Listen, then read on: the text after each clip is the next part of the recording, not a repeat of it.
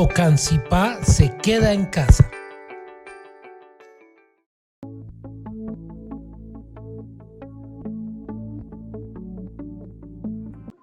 Buenos días, profesores. ¿Cómo están? Cordial saludo para todos ustedes y mis compañeros administrativos.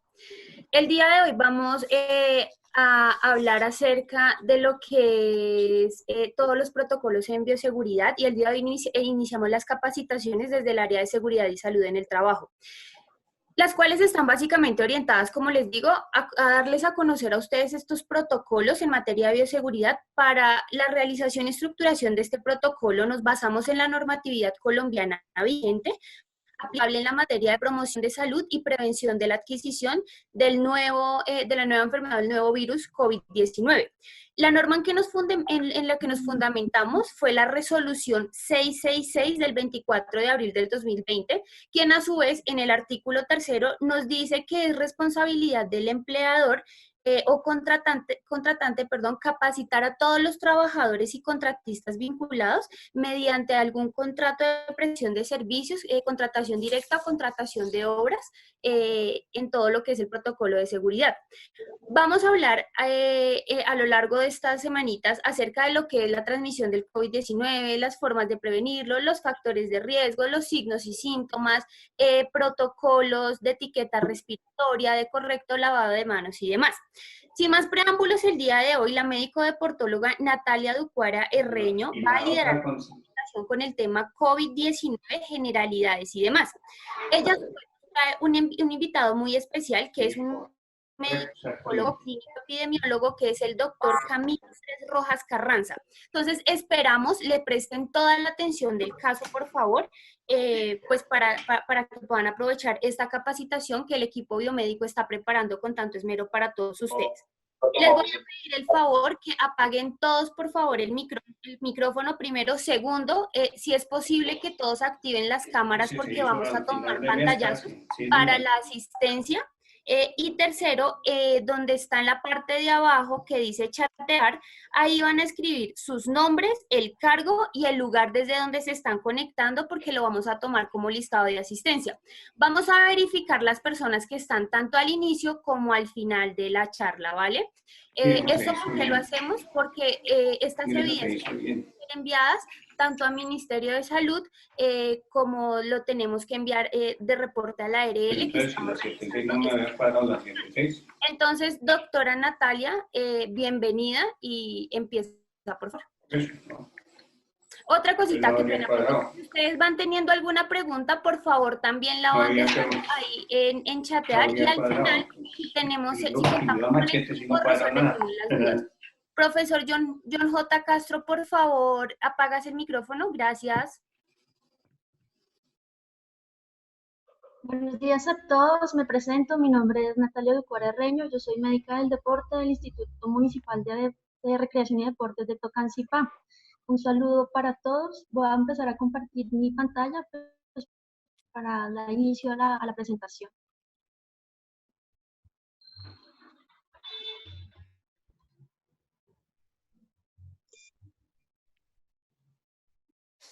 Bueno,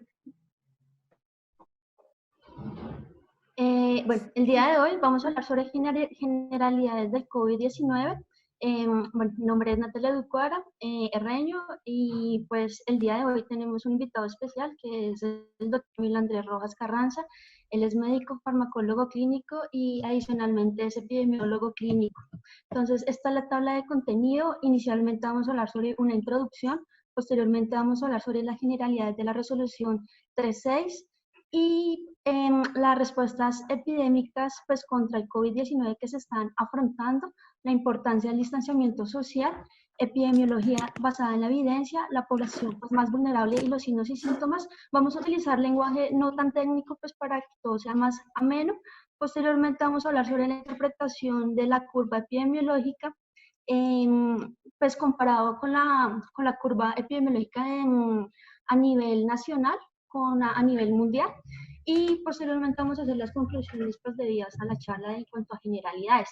Bueno, para iniciar el día de hoy vamos a hablar que este virus fue desencadenado desde Wuhan, fue identificado en diciembre del año 2019, pues empezaron a registrar a nivel estadístico inicialmente con 20 casos, posteriormente lo identificó un médico y a medida que fue pasando el tiempo, pues se evidenció que había incremento de la morbilidad y de la mortalidad.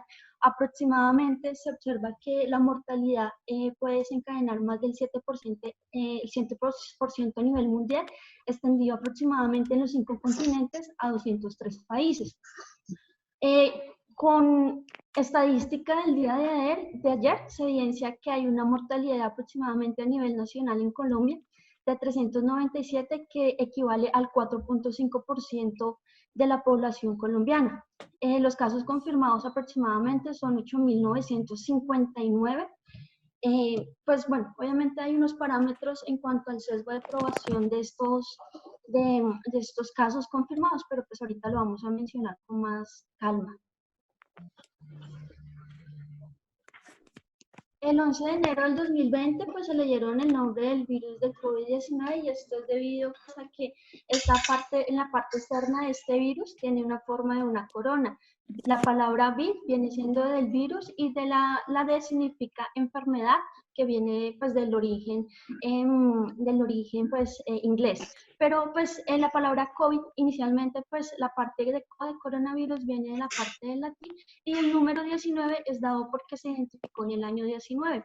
Inicialmente se evidenció que había mucha pues patología respiratoria que desencadenaba y pues se observó la mortalidad y la morbilidad que se incrementó a tal punto que la Organización Mundial de la Salud el 30 de enero generó un parámetro en el cual se evidenció que pues era una emergencia pública que ya se estaba extendiendo a los 5 continentes y pues generó no una epidemia sino una palabra que viene siendo pandemia por la globalidad y el impacto que se desencadenó. Entonces, el principal objetivo de esta charla pues, es de una manera gráfica orientarlos sobre las medidas de bioseguridad con el fin de disminuir el riesgo de transmisión del COVID, dando un parámetro general en cuanto a las generalidades. Adicionalmente, pues vamos a, por medio de esta charla, generar pues el motivo para disminuir la morbilidad y la mortalidad de esta enfermedad. En cuanto a la resolución 3.6, que casualmente se llama 3.6, hacen mucho énfasis en cuanto a los 4 ítems, que son los siguientes. La primera, higiene de manos. La segunda, desinfección ambiente regular. El tercero, el distanciamiento social. Y el cuarto, la detención generalizada basada en los síntomas principales en cuanto a la temperatura corporal. La importancia está muy enfocada a la parte de distanciamiento social y está dado por 3 parámetros. El primero es el aislamiento por contacto, que es evitar pasarnos las manos, generar saludos, abrazos, caricias, besos, y esto es debido porque en las manos, a medida que nosotros tenemos contacto con mucosas, pues es un medio de transmisión de este virus. El aislamiento respiratorio y el aislamiento de gotas van muy de la mano y es debido a que estas gotas se transmiten de una manera muy fácil y es debido a que se ha hecho varios estudios. Aquí vemos un estudio del año, pues bueno, de hace poco, que es algo nuevo y novedoso, en el que Tower y colaboradores mencionaban que por medio de una gráfica y por medio de una ubicación simularon por medio de goticas cuánto distanciamiento podía desencadenar por medio de varios filtros. Aquí vemos los filtros que realizaron y evidenciaron que aproximadamente con el peso molecular de este virus, que es bastante grande, se puede evidenciar que esas moléculas se pueden observar de aproximadamente 1.5 metros a 1.8. La resolución 366 menciona como mínimo 1 metro, pero mi recomendación es que sea un poco más prolongado. En cuanto a cuánto tiempo está este virus en las superficies, se evidencia que puede estar dentro de 48 horas en grifos, 5 días en plásticos. También en papel puede estar de 4 a 5 días, en vidrios de 4 días hasta pueden durar meses. Entonces es de mucha fácil transmisión, hay que tener mucha cautela, por eso es importante hacer las medidas adecuadas. Y los signos y síntomas principalmente se evidencia que va a tener fiebre, fatiga, tos seca, dolores musculares, dificultad para respirar y mucho tos. Aquí vemos el seguimiento de signos y síntomas que se están ejecutando todo, pues día de por medio y pues haciendo énfasis en la toma de temperatura. Esa es como la parte de introducción.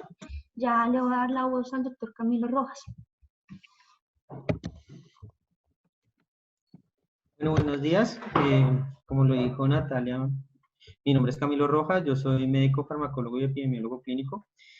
Vamos a hablar básicamente de 3 puntos para poderles decir el porqué de la situación que se está viviendo, explicar un poco la situación real de lo que estamos viviendo y el origen tanto del virus como de las consecuencias clínicas, dicho en términos un poco más coloquiales, y darles a entender la importancia de las medidas que se están tomando en este momento, de lo que estamos viviendo en realidad, y qué podemos esperar o qué se puede plantear en este momento.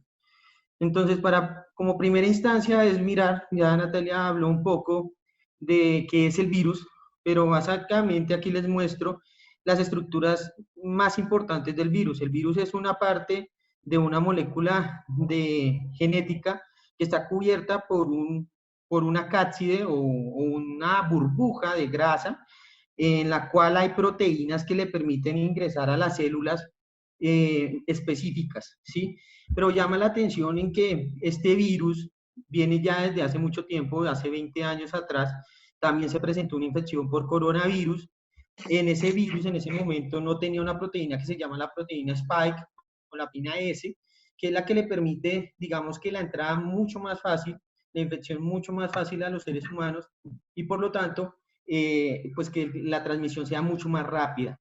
Por lo cual, ese sería el primer punto. Sigamos. Otro punto importante que se debe tener en cuenta es que es una zoonosis. El virus del coronavirus, su huésped natural son los murciélagos y ellos, digamos que se transmite de murciélago a murciélago y puede llegar a tener una transmisión interespecie o con otras especies. Entonces, puede ser con perros, con gatos, con peces, e incluso también con camellos. Aquí lo que estamos viendo es la historia natural. En la primera época se presentó una infección del coronavirus desde el murciélago al cerdo y posteriormente al humano. Eso fue en el 2003, que fue la primera infección por coronavirus y presentó la misma sintomatología debido a que tiene la misma afinidad receptores que lo vamos a ver más adelante. Y la segunda vez fueron en el 2012, pero este virus se transmitió desde el murciélago al camello y después al ser humano, que es la llamada infección por el MERS. Lo que estamos viendo acá ya identificando es que se integra otra especie de animal diferente. No es solamente el murciélago, sino también otro grupo de animal diferente. Lo que se tiene en este momento es que el virus, el coronavirus 2, que se identificó en Wuhan, fue una infección que se puede transmitir de forma directa por los murciélagos cuando se comen por el consumo pues de un murciélago. En ese momento fue pues en China, pero también puede generar una infección en otro animal mamífero que se utiliza para la alimentación en China. Este animal también digamos que es comestible, pero es silvestre. Entonces, por eso se permite, digamos que la mutación de este virus generó en ese transcurso de transmisión una mutación que le manifestó en una transmisión mucho más fácil en el ser humano.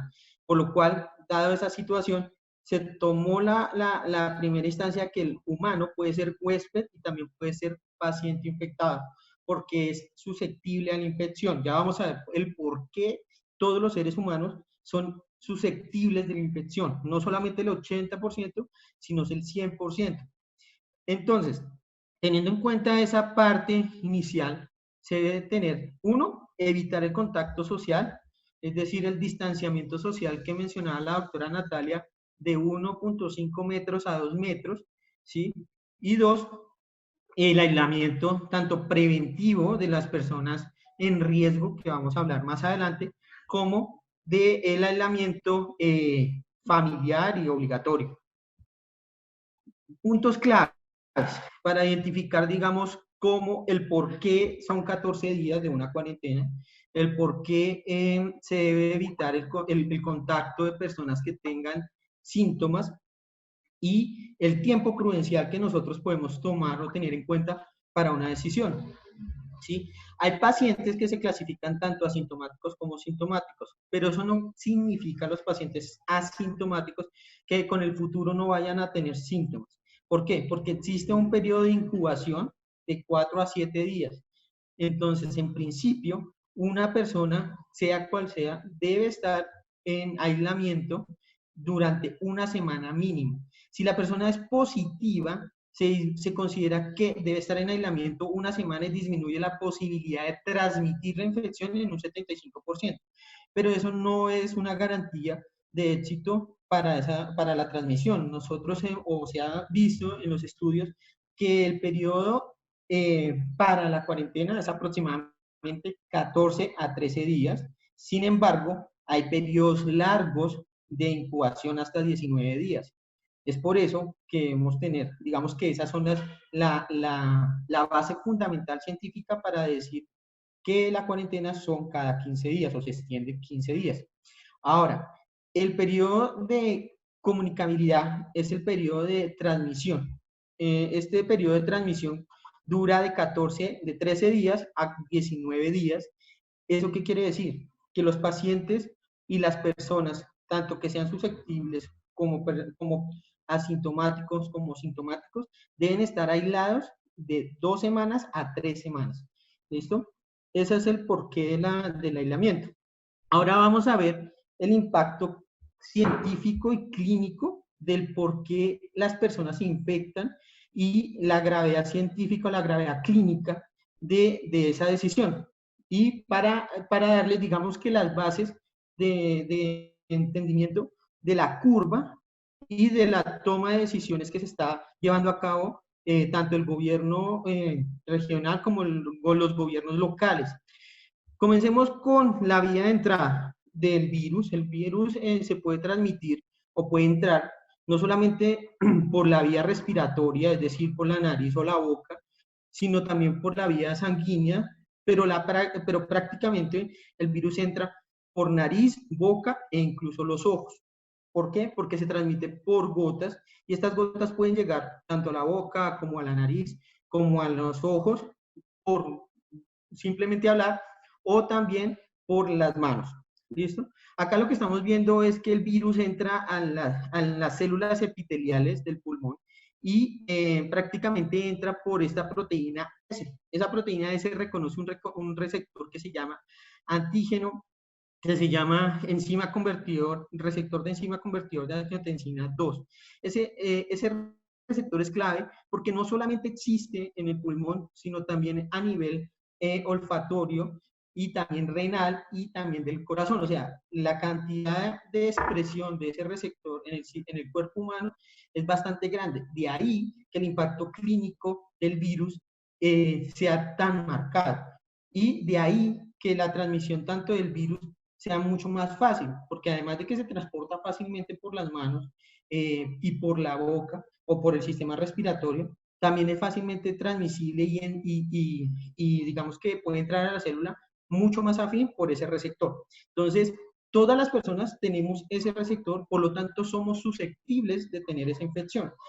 Ahora, la infección, digamos que a nivel clínico tiene 3 fases, digamos que es la entrada, la multiplicación o la replicación del virus y la expansión de la infección como tal, que es lo que marca más el impacto clínico y el por qué nosotros decimos no salgan o tratemos de infectarse o que esos infectados positivos en lo posible no generen más infección porque los pacientes, algunos van a tener una reacción mucho más marcada debido a la expresión de este receptor y a la expresión clínica que les voy a mencionar.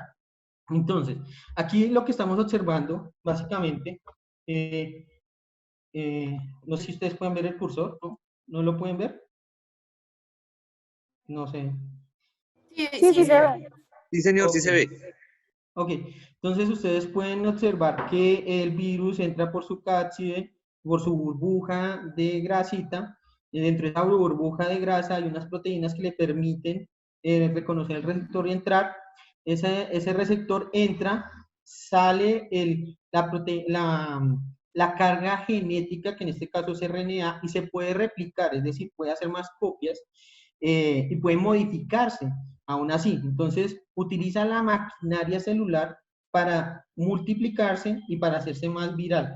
Aquí lo que está haciendo es creando más copias para salir no solamente a otras células, a este mismo tipo de celular, sino a glóbulos rojos y demás. Entonces, ya les voy a explicar cómo va a suceder la situación. Aquí lo que estamos observando también es que el virus se prepara para la invasión, entre comillas, y además de esto, el sistema inmune lo reconoce, pero no lo reconoce de una forma que para la replicación o evita, digamos, el daño. Aumenta más bien el sistema inmune unos factores de inflamación que a final de cuentas va a generar un acúmulo de desechos que hacen que el pulmón sea más rígido y entre en falla. Al entrar en falla requiere de ventilación mecánica, que es lo que todos dicen, que hay que aumentar los números de ventiladores, pero la verdad es que tenemos que evitar que eso suceda. Es decir, entre menos infección, entre menos infectado y entre menos contacto, pues menos episodios de esta falla ventilatoria va a suceder y de esta infección. Pero bueno, eso no es todo. Realmente, digamos que este es como un caballito de Troya, en donde la situación que se plantea es, uno, que se infecta el pulmón, salen los virus, y en los virus, como este receptor está en todo el cuerpo, puede infectar tanto el riñón como el corazón, como el cerebro, y además de eso, pues el pulmón. Entonces, ¿qué pasa? De aquí salen las razones importantes de cuáles son los pacientes que tienen un factor de riesgo más alto.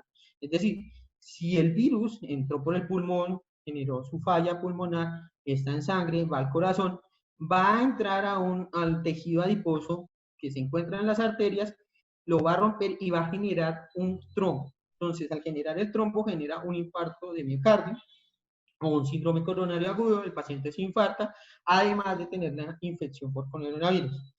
También puede ser que viaje al riñón e infecte el riñón y genera, igual que el pulmón, o sea, genera un detritus en las células del riñón, que son las nefronas, los túbulos en unas partes específicas de la nefrona, que son los túbulos proximales, y en el podocito, que es el que filtra la sangre, y produce un depósito de detritus, o entre comillas basura celular, que genera inflamación y daña el riñón, es decir, entra en falla renal también. Entonces, por el lado del riñón, por el lado hepático también, el riñón, el hígado tiene unas células que eliminan ciertos agentes infecciosos y reconocen al virus, pero al reconocer el virus, como está en la célula, le hacen necrosis de la célula y igualmente hace fibrosis del hígado. Puede llegar a generar una falla hepática, pero pues digamos que no se ha encontrado con tanta frecuencia. Digamos, esta gráfica lo que nos está dando a entender es que el compromiso sistémico por la infección viral es bastante marcado, ¿sí? No es solamente el pulmón y va más allá en el sentido que pues todas las personas tenemos todos estos órganos, ¿sí? Pero más allá de esa situación, la respuesta inflamatoria sistémica es muy marcada porque ataca sitios específicos como la hemoglobina también, y esto hace que pues todos tenemos hemoglobina, todos somos susceptibles a esta infección en una forma un poco menos intensa, menos marcada, en otras sí, depende de los factores de riesgo, pero la idea es que se entienda que esto no es un chiste, esto es muy importante, y que las personas que son infectadas sí tienen un grado de gravedad, valga la redundancia, elevado, ¿sí?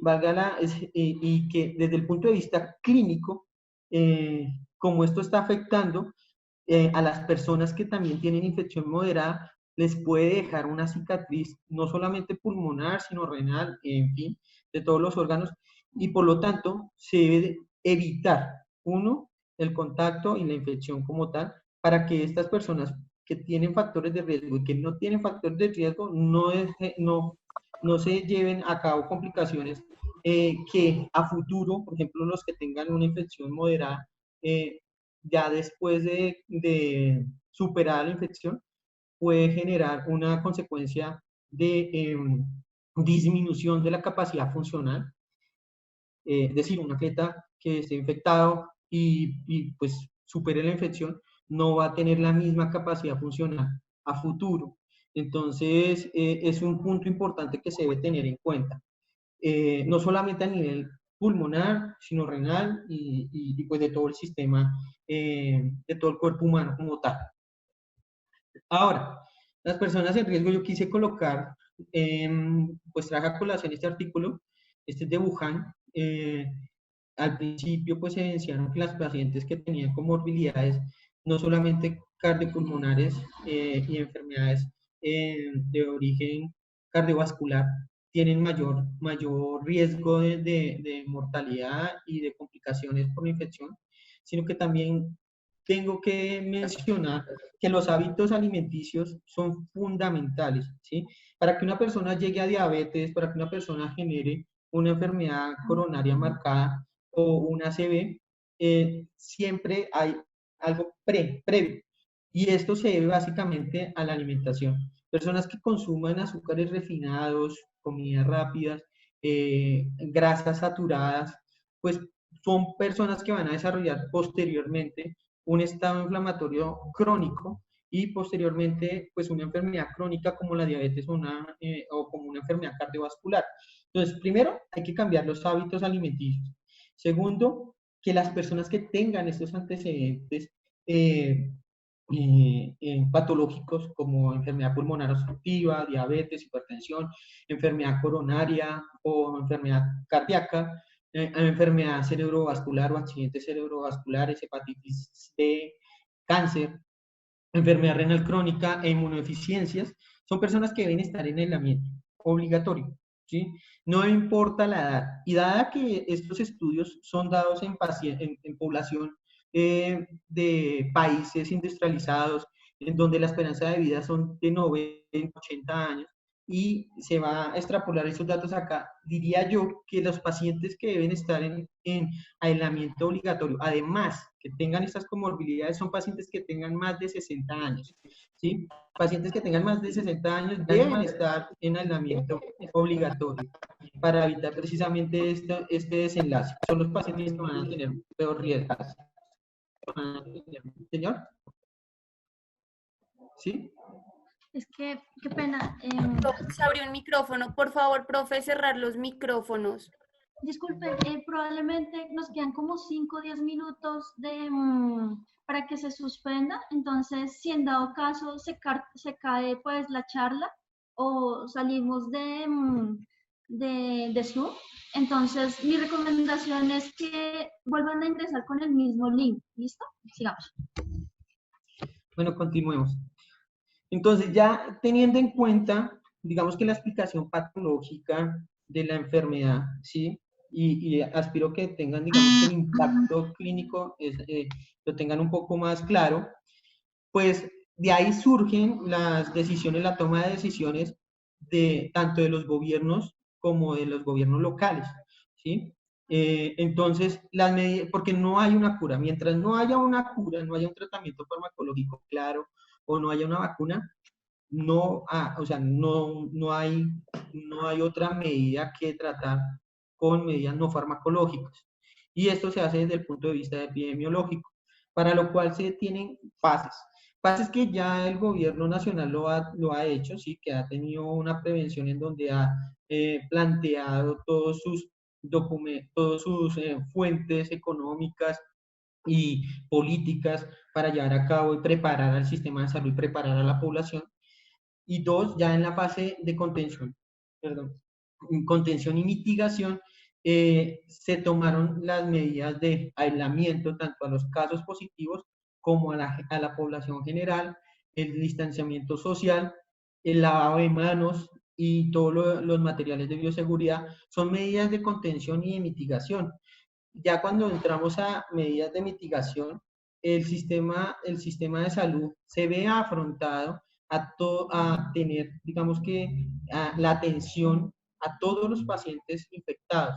Pero dada la situación que yo les venía explicando, que todas las personas somos susceptibles porque tenemos ya ciertos factores claros, todos, es el 100%, no es el 80%, es el 100%, todos somos susceptibles a tener infección, a ser infectados, a ser portadores asintomáticos y a ser sintomáticos. Y dada la situación de que somos un país de 50 millones de habitantes, pues ningún sistema de salud da esa cobertura tan amplia.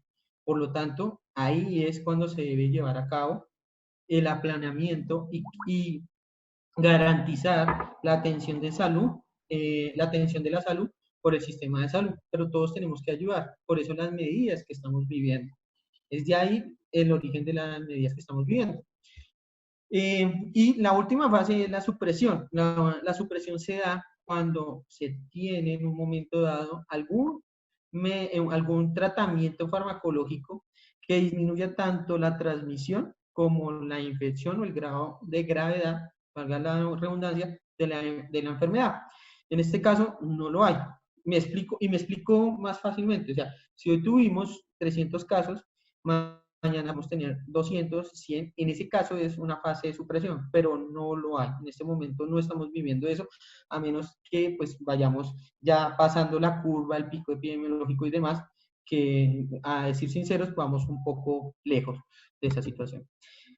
Y aquí lo que estamos viendo básicamente es explicar la estrategia de mitigación. La estrategia de mitigación podemos verla en el sentido que en el eje X está tiempo, en el eje Y está las unidades de cuidado intensivo, ¿no? Las camas de unidades de cuidado intensivo por población, es una tasa, y por 100.000 habitantes de población.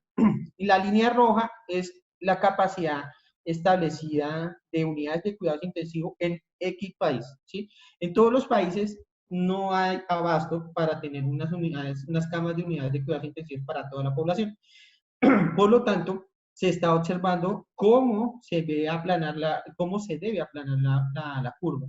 En la primera instancia, la curva en la línea negra no hay una medida, ¿sí? No, que es un gobierno que no toma ninguna decisión y se presenta rápidamente los casos. Hay un incremento drástico y exponencial de casos positivos que ahogan, digámoslo así, entre comillas, ahogan el sistema de salud y no damos abasto ni para la atención ni para la supervivencia de los pacientes.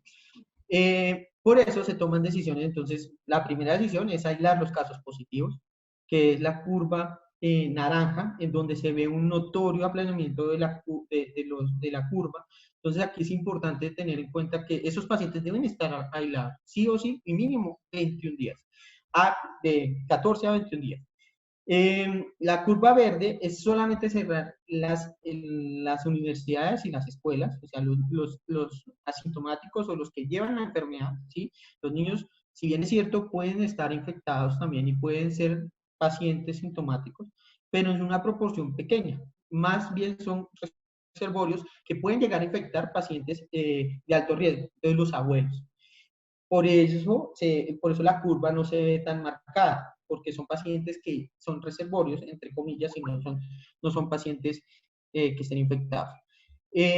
Por último, digamos que ya pasando al planeamiento claro de la curva, que es la línea azul, son todas las medidas que se han tomado a nivel del país, ¿sí? Entonces son aislamiento de los casos positivos, cuarentena en casa, distanciamiento social y distanciamiento de pacientes mayores de 70 años. Recuerden que estos son estudios en países industrializados, países que tienen todas las ventajas en un sistema de salud. Para Colombia, lo mejor es pacientes mayores de 60 años, ¿sí? O sea, 10 años menos. Por último, vamos a hablar de la comparación. Por último, vamos a... ¿Sí? Muchas gracias. Es que queda menos de un minuto, entonces cancelemos ya, salgamos y nos volvemos a reunir lo más pronto posible. Gracias, qué pena. Bueno, vale, claro que sí. Entramos en la última fase ya de la presentación, en donde vamos a ver, digamos que desde el punto de vista del Instituto Nacional de Salud, si las medidas que se tomaron fueron las adecuadas. Es decir, si vamos por buen camino, ¿sí? Y una comparación con el mundo, o sea, cómo nosotros estamos con respecto al mundo. Estos datos fueron tomados tanto del Instituto Nacional de Salud como de una aplicación que es Corona App a nivel mundial, en donde fueron datos de anoche, ¿sí? Quiero mencionar, me imagino ahorita ya debemos estar en 4 millones de infectados, o un poco menos, ¿sí? Pero hasta anoche llevamos 3.818.000 pacientes o personas infectadas, con 264.000, casi 265.000 muertes, y recuperados ya 292.000. Entonces lo que estamos observando en la parte izquierda de la pantalla es la línea exponencial, digamos, de la presentación de los casos de pacientes infectados. Noten que la pendiente es mucho más marcada a nivel mundial y esto se debe claramente a decisiones gubernamentales de otros países en donde la presentación de los casos ha sido mucho más marcada que en Colombia. ¿Ya? Además de las características propias No, de de los a pacientes una, y mira, botaste por allá. Yo no sé, de yo no la voy a infección que las puede llegar a, la cosas. carga de infección que puede llegar a tener los pacientes. En Colombia se está observando que estos pacientes se están presentando en casos menos, no tan ¿Qué? exponencialmente, mucho más, digamos que más constante la presentación de los casos, pero se está incrementando. Durante los primeros 15 días, primeros 20 días de cuarentena, nótese que la pendiente era casi que plana, ¿sí? Un poco obtusa, pero a medida que se fue liberando ciertos sectores de la población, se fue incrementando la infección, los contagios, por lo cual digamos que vamos en un camino que se viene a venir, pero la idea es disminuir la velocidad tanto de contagios, de transmisión, como pues de atención, de que estos pacientes pues vayan a urgencias o a UCI. Claro, se debe hacer la aclaración que paciente que esté infectado o paciente que se sienta o persona que se sienta mal, que tenga tos o los síntomas que mencionó la doctora Natalia, deben consultar a urgencias, ¿sí? Si en definitiva, pues obviamente a nivel clínico se encuentran mal. Continuando, digamos, en este momento hasta anoche, nosotros en Colombia tenemos 8.959 casos. Es algo importante que tengan en cuenta que es mucho más frecuente en hombres. En hombres es más frecuente la infección. Paciente en personas afrodescendientes también es mucho más marcado y esto se debe a que hay características clínicas que las tienen más propias ellos. Me explico. Personas que tengan hemoglobinas más altas, que somos los hombres, los afrodescendientes, van a tener mayor riesgo de infección y de complicaciones. Obviamente, a medida que tengan este mayor riesgo, pueden tener mayor riesgo de muerte, ¿no? También deben tener en cuenta, ¿sí? Que las decisiones tomadas no farmacológicamente, me explico, es decir, las estrategias de contención, mitigación y supresión no excluyen ni el impacto clínico per se de cada persona, es decir, de cómo se va a presentar, no influye en la gravedad de la enfermedad, ni tampoco influye en el resultado de la mortalidad en ciertos enfermos infectados, ciertos pacientes infectados. Es decir, la mortalidad va a ser igual si está infectado, tal cual. Lo que estamos acá tratando de evitar es el aumento de los casos positivos, ¿sí? Porque ya de ahí para adelante se comporta como cualquier enfermedad, pero sin cura, ¿sí? Entonces, es bastante complejo. Lo que estamos evitando es que se infecten, y eso es lo más importante. Y aquí lo que estamos viendo es si en efecto las medidas tomadas son las esperadas, tenemos un resultado adecuado. ¿Por qué lo digo? Porque si bien es cierto, ustedes en la anterior gráfica ven un incremento exponencial de los casos acumulados, aquí lo que estamos viendo es cómo se presentan los casos diarios, ¿sí? Cuando se ve en esta situación, lo que estamos observando es que el pico se está presentando, pero con una velocidad menor, ¿sí? Es decir, la transmisión del virus sí se viene presentando, la velocidad infección es menor y da tiempo para que el sistema de salud pueda atender a todos los que lleguen al hospital o a la clínica, y además de eso da tiempo para que se pueda tener en un momento dado o una vacuna o un tratamiento farmacológico efectivo para el tratamiento, pues para la cura o el manejo del COVID, de la infección por COVID. Es importante tener en cuenta que la tasa de letalidad, que es los pacientes que están infectados y mueren por esa infección, se está tratando de llevar a medida que se ven presentando estos casos. Es cierto que estamos muy parecidos a la tasa de letalidad mundial, ¿sí? E incluso se considera que la tasa de letalidad de esta infección por coronavirus 2 es menor, es casi que la mitad de la infección por coronavirus del 2012, del 2002, que digo. Entonces, digamos lo que vamos vamos en un momento de la pandemia bien, sí, esperado. No se han, digamos que, superado los límites o las expectativas. Sin embargo, no nos podemos confiar, o no se puede uno confiar, porque en cualquier momento, acuérdense que esto es exponencial, y si los casos de hoy fueron un ejemplo, fueron 400 y mañana son 800, 900, ya hay una alarma bastante grande en parar y frenar la curva por aislamiento o cuarentena. O sea, estos son periodos en donde va a haber periodos de labor, periodos de trabajo, periodos de cuarentena, como periodos sin cuarentena, o con una cuarentena o un aislamiento inteligente. Ahora bien, otra pregunta, otra duda que podemos tener es si la cantidad de pruebas es la adecuada.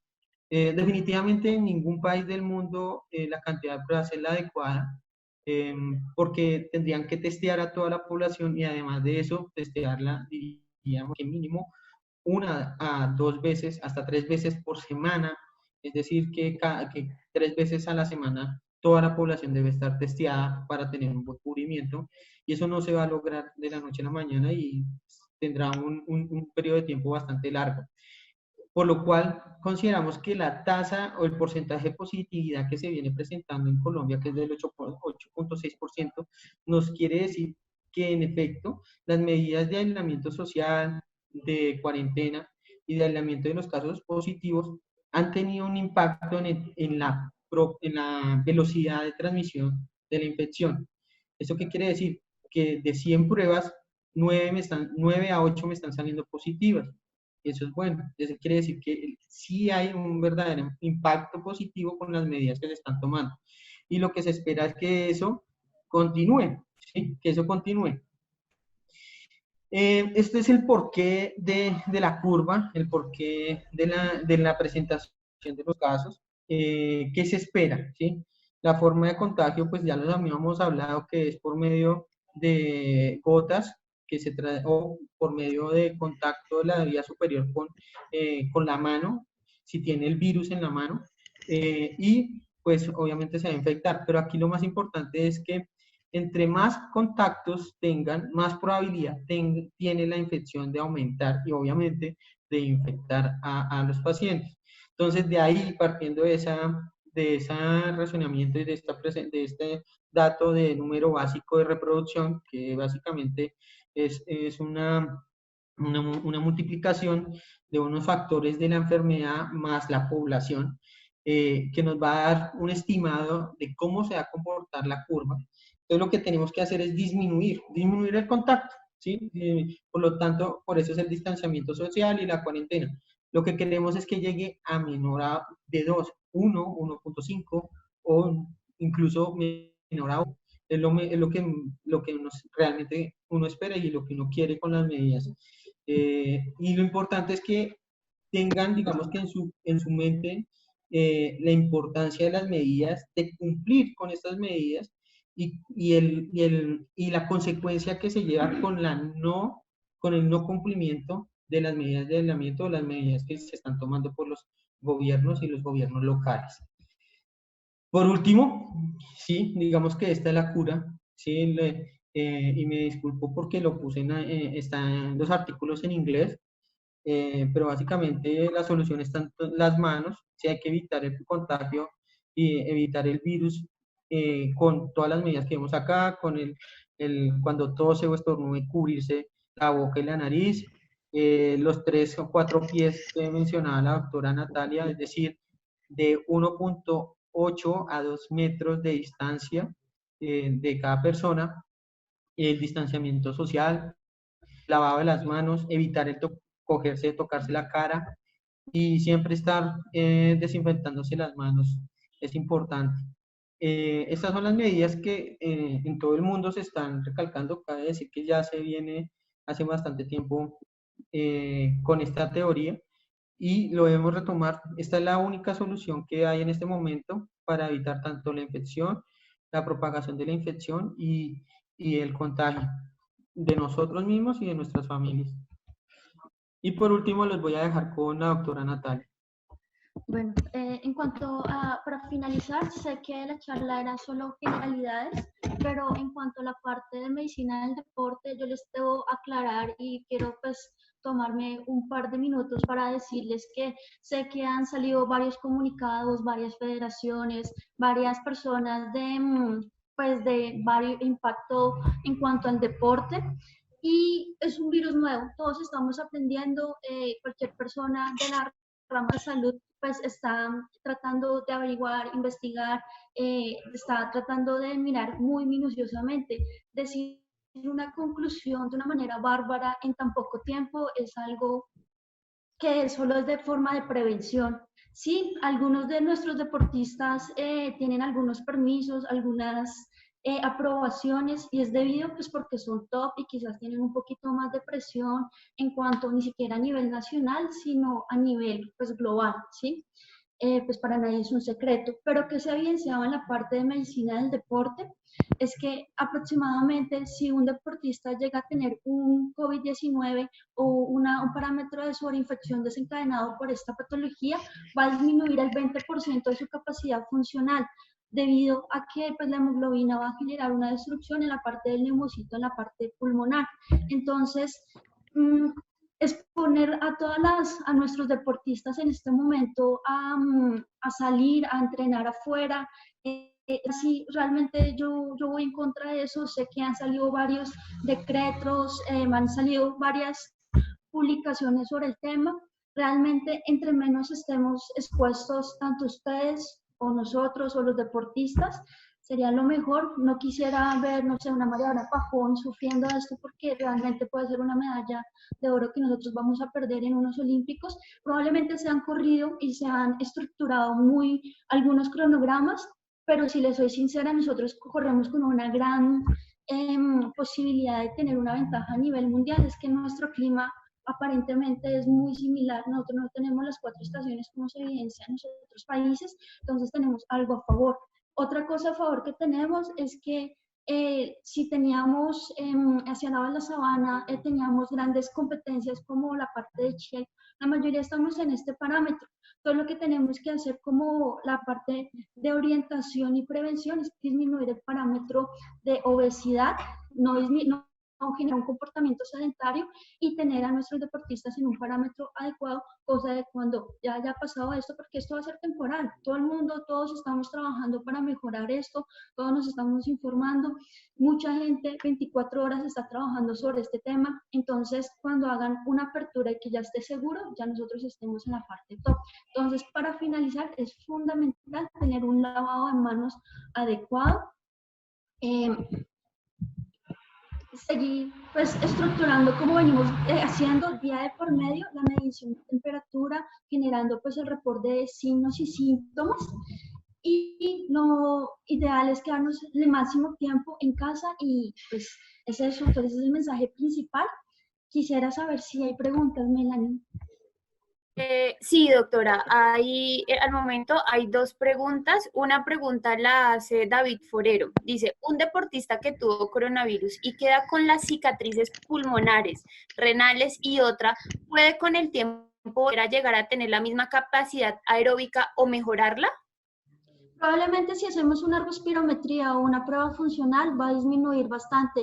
Ahorita es muy apresurado decir, las únicas publicaciones que tenemos referentes es en poblaciones italianas, que son los pioneros en la parte de respirometría, y los españoles, pero pues estudios grandes de población, más de 10 personas, no se ha evidenciado. Probablemente esa medalla de oro o esa medalla que se adquirió, no sé, o sea, si se adquirió esta patología, probablemente va a ser muy difícil mantenerla o superarla, porque pues obviamente no va a dar. Listo. La siguiente pregunta la hace un integrante del equipo administrativo y dice, una persona de 50 años, hipotiroidea, con apnea del sueño, síncope vasovagal tipo 3 y gordita, lo expresa textualmente, y con problemas de bronquios, ¿es considerado un factor? Los estudios que se han observado, que se han visto en estos últimos meses, es que las pacientes con obesidad y con comorbilidades o digamos con daño estructural pulmonar sí tienen riesgo, un poco más de mayor riesgo de que la infección del COVID sea mucho más severa e incluso pues puede tener mayor riesgo de mortalidad. Entonces, sí se considera, sí consideraría un paciente de alto riesgo. Muchas gracias, doctor. ¿Alguien más tiene alguna pregunta?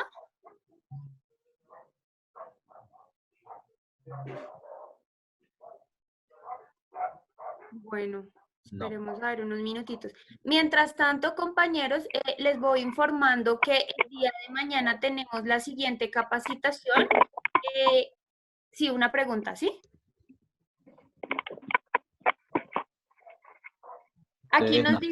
Aquí nos dice la profesora Edna Zambrano, ¿un niño con antecedentes de bronquiolitis se considera de alto riesgo?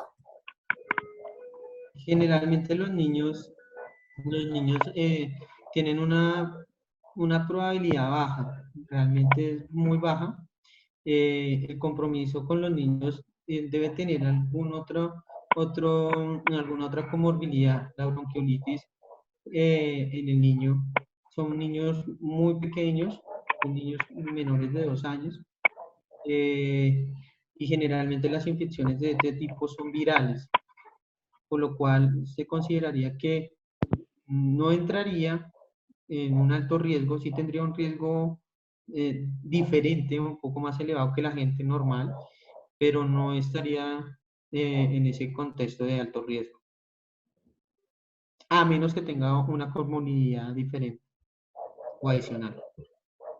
Otra pregunta, ¿un niño con diabetes tipo 1 es considerado de alto riesgo? La diabetes es considerada de alto riesgo, ¿sí? Son factores claves de determinación que los estudios han nombrado como comorbilidades que conllevan una mayor tasa o riesgo de mortalidad y de complicación durante el transcurso de la infección de COVID. Sin embargo, no hay muchos estudios que clasifiquen o estratifiquen de acuerdo al tipo de diabetes. Me explico. Si la diabetes es tipo 1, tipo 2, tipo 1.5, tipo gestacional, diría que faltaría más estudios para establecer. Pero en principio, la diabetes sí es un factor de riesgo para una infección por COVID mucho más severa. Gracias, Doc. Otra pregunta. Una persona que tenga antecedentes de lupus, ¿qué tipo de riesgo tiene? Sí, las pacientes inmunodeprimidos o que tengan enfermedades autoinmunes, en este caso lupus, son pacientes que el mismo artículo, hay muchos realmente, hay muchos artículos en Lancet, en la revista Lancet, en Plan Journal, también mencionan que los pacientes inmunodeprimidos o con enfermedades inmunológicas o autoinmunes tienen un riesgo mayor que la población normal para tener un aumento en la mortalidad por infección por COVID cuando sean positivos en este caso, o incluso para tener la infección, es decir, ellos tienen mayor predisposición para infectarse, para una evolución tórpida durante la infección y obviamente para un aumento en la mortalidad. Listo, gracias, Doc. Siguiente, al no contar con alcohol y gel antibacterial y otros, ¿qué desinfectantes podemos utilizar para uso diario que en realidad puedan ayudar a prevenir? El alcohol, que Ac- tengamos de ac- acu- 70 grados. Acuérdense, bueno, hay dos partes, la doctora Natalia ahorita les va a comentar una parte, yo les voy a comentar otra parte, que lo mencioné en la charla. Acuérdense que el virus viene encapsulado, ¿sí? Viene como en una burbuja de grasa, ¿sí? Y el jabón saponifica eso, ¿sí? Es decir, desintegra la cápside y hace que el virus quede expuesto. Cuando un virus queda expuesto, pues ya no va a tener, digamos que la misma efectividad. Por lo tanto, una de las mejores armas que se tiene para poder evitar esto es el lavado de manos con jabón.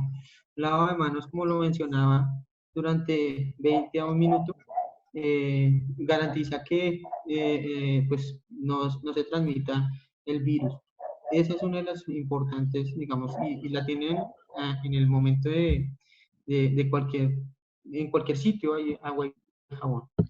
Bueno, yo quisiera agregar que independientemente si estamos trabajando en casa, lo ideal es lavarnos las manos mínimo 3 veces, o sea, cada 3 horas tener como una alarma para lavarnos las manos, independientemente si no salimos de la casa. Es fundamental que nos estemos lavando las manos.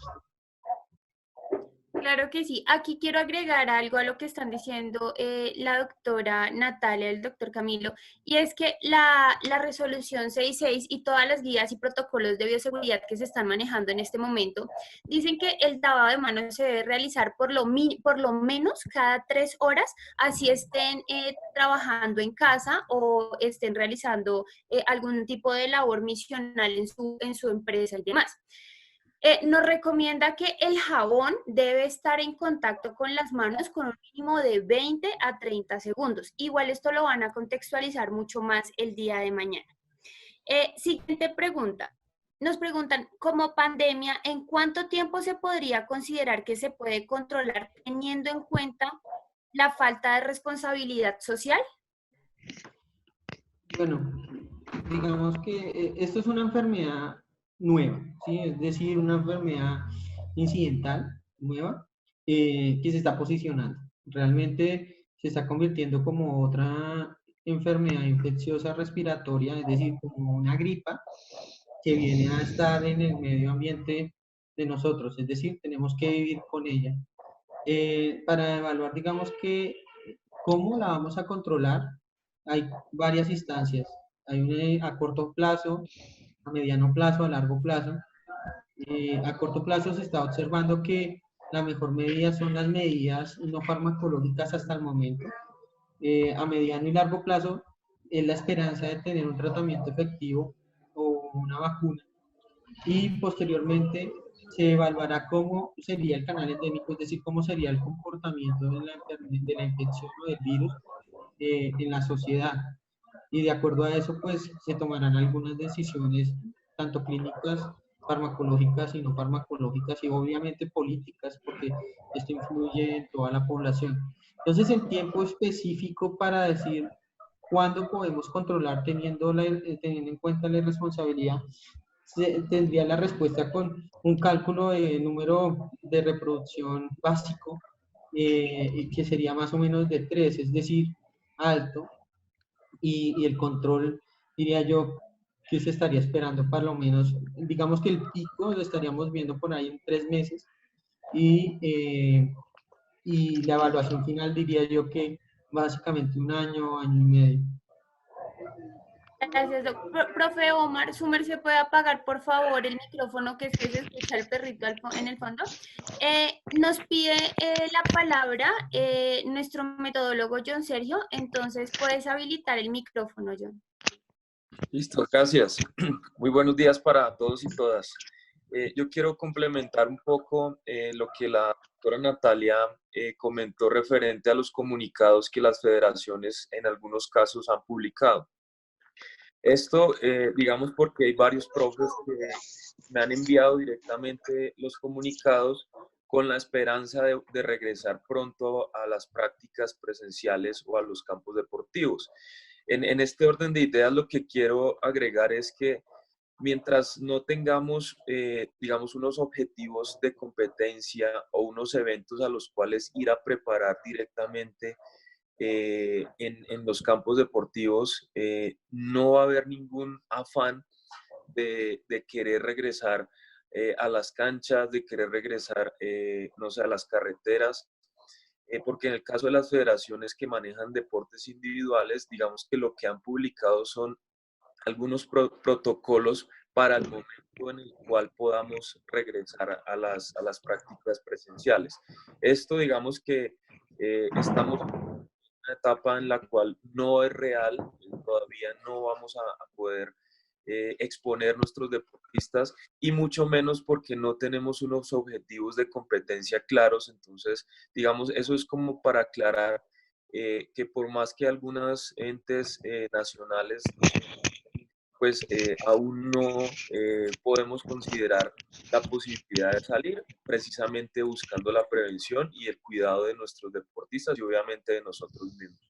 Eso como para aclararlo, que no se alarmen porque de pronto hay comunicados en redes donde para los mismos deportistas se convierten como en una esperanza de volver pronto a las canchas, pero eso todavía no es real y seguimos en la etapa de autocuidado y de aislamiento. Entonces, eso para tranquilizar a nuestros deportistas y a ustedes como entrenadores. Gracias.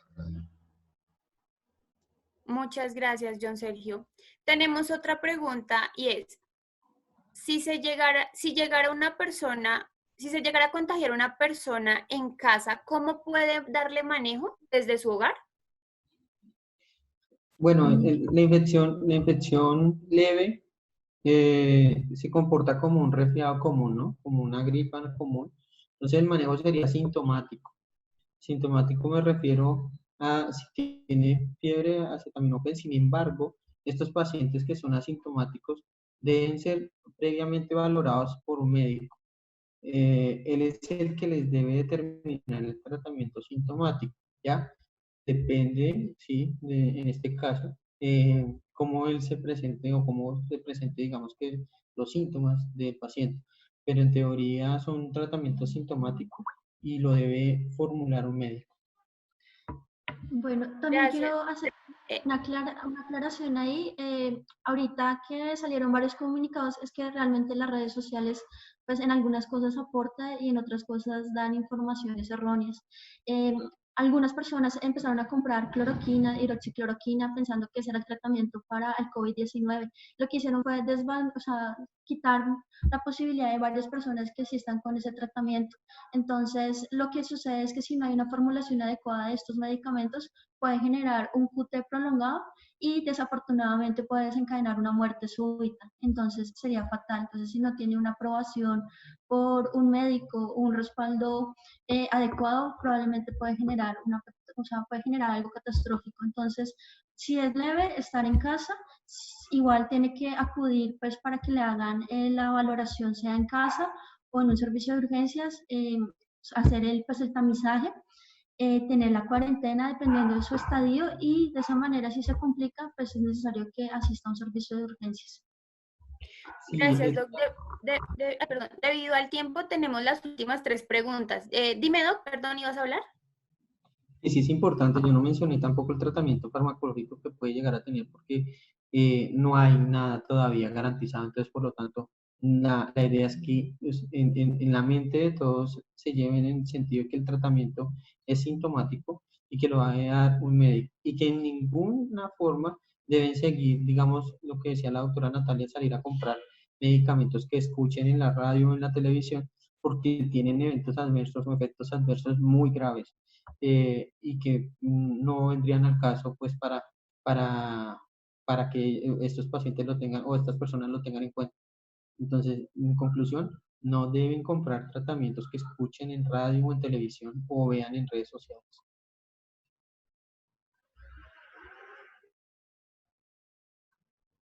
Melanie, no te escucho. Perdón. Si alguien tiene contacto directo con un caso positivo, ¿dentro de qué margen de tiempo puede saber si contrajo el virus? Bueno, el periodo de incubación, como lo venía diciendo, es un periodo que dura de 4 a 7 días, ¿no? Los estudios dicen que hubo casos de periodos de incubación mucho más largos, 19 días. Eh, pero si durante el periodo de 14 días, que es el promedio, 13.5, 12.5, que es lo que se ha observado en los estudios y en la literatura científica que se ha visto, no se presentan síntomas o se presentan síntomas, se hablaría que se tendría que esperar más o menos de 12 a 14 días en promedio, pero pueden ser, digamos que hasta 19 días, pero son casos muy, muy, muy esporádicos.